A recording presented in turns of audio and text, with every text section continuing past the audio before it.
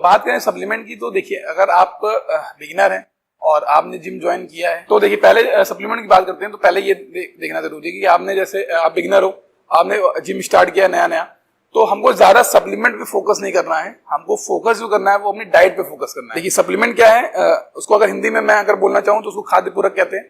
उसका काम सिर्फ इतना है कि वो जैसे जो चीजें हमको डाइट से नहीं मिल पा रही है, जैसे हमको मान लीजिए प्रोटीन हमको लेना है 150 ग्राम, तो हमको डाइट से 150 ग्राम नहीं मिल पा रहा है, 100-110 ग्राम मिल पा रहा है। जो 10-20 ग्राम का जो हमारा गैप आ रहा है, उसके लिए हम वे प्रोटीन ऐड कर सकते हैं। ठीक है, ऐसे ही मल्टीविटामिन या जितने भी सप्लीमेंट की हम बात करें तो उनका काम ये है कि जो चीज अगर हमको डाइट से वो चीजें पूरी नहीं हो पा रही है, जो भी बॉडी की नेसेसिटी, जितनी भी रिक्वायरमेंट है बॉडी की, अगर वो डाइट से पूरी नहीं हो पा रही है, तो फिर उसकी जगह पे हम सप्लीमेंट ऐड करते हैं कि हमको वो सारी चीजें जैसे मल्टीविटामिन है तो एक कैप्सूल में हमको सारे विटामिन, सारे मिनरल्स मिल जाएं।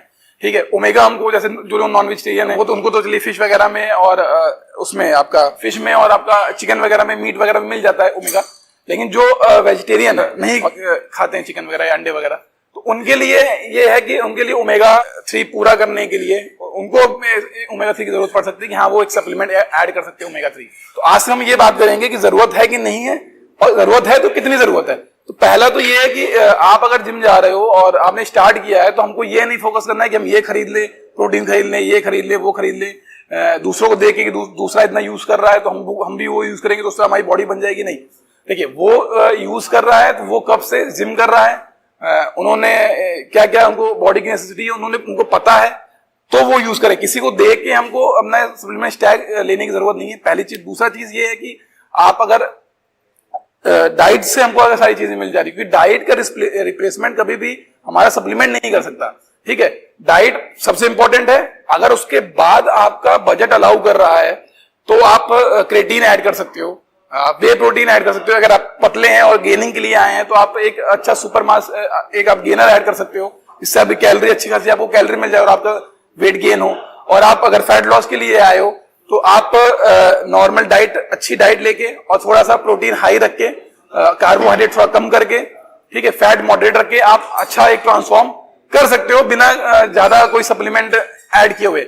अगर आपको पहले तो बजट अलाउ कर रहा है तो लेना है, बजट अलाउ अगर नहीं कर रहा है तो हमको डाइट पे फोकस करना है कि हम नॉर्मल डाइट से सारी चीजें ले पाए, क्योंकि उसका रिप्लेसमेंट डाइट का है ही नहीं। सप्लीमेंट कभी भी डाइट को रिप्लेस नहीं कर सकता, वो सिर्फ आप मदद करेगा सप्लीमेंट आपको कि आपकी परफॉर्मेंस या आपको जो भी गोल हो उसको अचीव करने के लिए सप्लीमेंट सिर्फ मदद करेगा। डाइट को हटा के सिर्फ सप्लीमेंट पे हम वर्कआउट, हमको बिल्कुल पॉसिबल नहीं है कि हम डाइट को हटा के सप्लीमेंट यूज करें।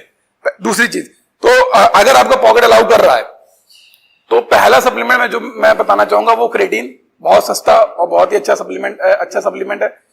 आपका एटीपी लेवल बढ़ाता है। ठीक है, आपका सोर्स ऑफ एनर्जी आपकी जितनी हाई ज्यादा रहेगी उतना ही आप वेट उठा पाओगे, आपकी स्ट्रेंथ बढ़ेगी। जितनी ज्यादा आपकी स्ट्रेंथ बढ़ेगी उतनी ज्यादा आपकी मसल ब्रेकडाउन होगी, जितनी ज्यादा आपकी मसल ब्रेकडाउन होगी उससे उतनी ज्यादा आपकी रिकवरी होगी और फिर आपकी मसल की ग्रोथ होगी उतनी ज्यादा। पहला सप्लीमेंट। दूसरा, अगर आप पतले हैं और गेनिंग के लिए आए हैं, ठीक है, तो आप गेनर एक ऐड कर सकते हैं। ठीक है, और तीसरा, अगर आप फैट लॉस के लिए आए यार, आपको ठीक ठाक है, ज्यादा पतले नहीं, ज्यादा मोटे नहीं है, तो आप नॉर्मल एक वे प्रोटीन ऐड कर सकते हैं। और जो लोग ओवरवेट है, जो फैट लॉस करने आए, जो वेट लॉस के लिए आए हैं, वो एक आइसोलेट प्रोटीन ऐड कर सकते हैं। और जो नॉर्मल है वो एक कंसंट्रेटेड प्रोटीन से भी उनका काम चल सकता है। ये ओमेगा 3 बहुत जरूरी है, आपके जॉइंट्स के लिए बहुत अच्छा होता है, आपके हार्ट के लिए बहुत अच्छा होता है, आपके जॉइंट्स के लिए आपके अच्छा होता है, आपके आंख के लिए अच्छा होता है, आपके बाल के लिए अच्छा होता है, उसको आप ऐड कर सकते हैं।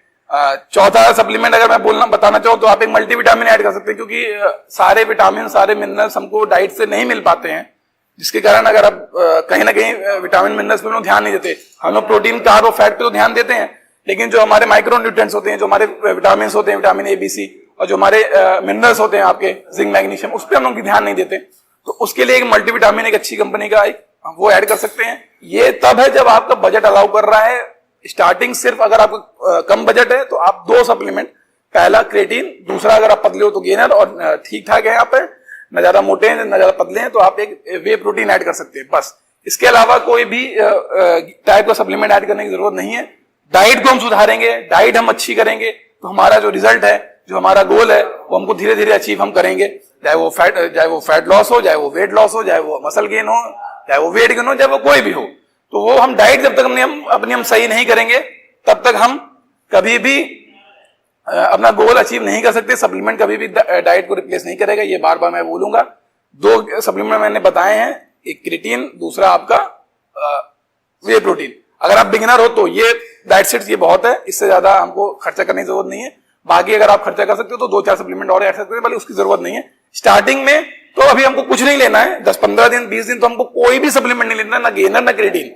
15-20 दिन जब हमारा हो जाएगा, उसके बाद अगर पॉकेट अलाउ कर रहा है तो हम क्रिएटिन, ज्यादा महंगा नहीं आता है और 60-70 सर्विंग होती है, हमारा 1 महीना 2 महीना चलेगा। दूसरा हमारा वे प्रोटीन और मास गेनर, अगर पॉकेट अलाउ कर रहा है तो नहीं कर रहा है तो हम डाइट सुधारेंगे और डाइट से सारी चीजों को पूरा करेंगे। आई होप आपको वीडियो समझ में आई होगी।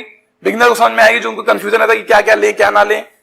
दूसरे को देख के वो ये होते हैं कि वो इतना ही चीज यूज कर रहा है, BCAA यूज कर रहा है, EAA यूज कर रहा है, प्री वर्कआउट यूज कर रहा है, तो इन सब की आपको जरूरत नहीं है। स्टार्टिंग में प्री वर्कआउट वगैरह उनके लिए होता है जो एडवांस एथलीट है, ठीक है। हम लोग के लिए या बिगिनर के लिए प्री वर्कआउट, EAA, BCAA जरूरत नहीं है। अगर आप बहुत पतले और आप गेनिंग करने आए हो तो आप ग्लूकोज, ग्लूकॉन-डी डाल के आप नींबू पानी पी सकते हो ड्यूरिंग वर्कआउट, तो आपकी बॉडी जो है वो डिहाइड्रेट नहीं होगी, इलेक्ट्रोलाइट हमारे मेंटेन रहेंगे। इसके अलावा हमको ज्यादा उस पे BCA पे और EAA पे यूज करने की पैसा बर्बाद करने की जरूरत नहीं है। आई होप आपको वीडियो समझ में आई होगी और समझ में आया होगा कि कैसे क्या इंपॉर्टेंट, डाइट का कितना ज्यादा इंपॉर्टेंट है। सप्लीमेंट हमारा बाद में आते हैं, सबसे पहले हमारे जो इंपॉर्टेंट है वो डाइट है। तो मिलते हैं नेक्स्ट वीडियो में, तब तक के लिए नमस्कार।